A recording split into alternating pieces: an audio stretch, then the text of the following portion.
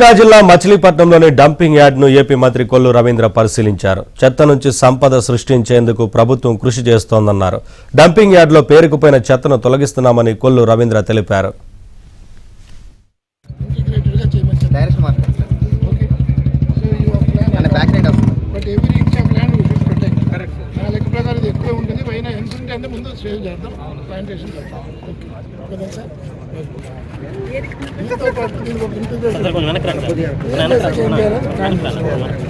Park దానికి కావాల్సిన plantation, water support, రోడ్లు డిజైన్ మొత్తం ఒకే దాంట్లో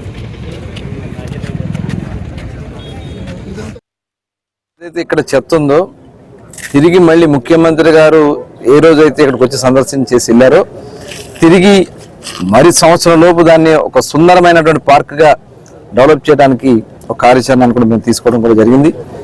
దానికి కావాల్సినటువంటి నిధులు కూడా కొంత పొల్యూషన్ కంట్రోల్ బోర్డు నుంచి కూడా కొంత ఏర్పాటు చేస్తానని కృష్ణ గారు హామీ ఇవ్వడం కూడా జరిగింది.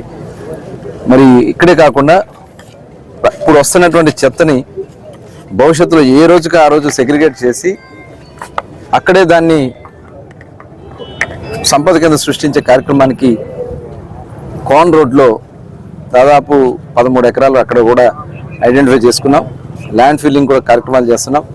అక్కడే మెషినరీ పెట్టి ప్రతిరోజు వచ్చినటువంటి చెత్త ఏ రోజుకి ఆ రోజు డిస్పోజ్ అయ్యే విధంగా కార్యాచరణ తయారు చేసుకోవడం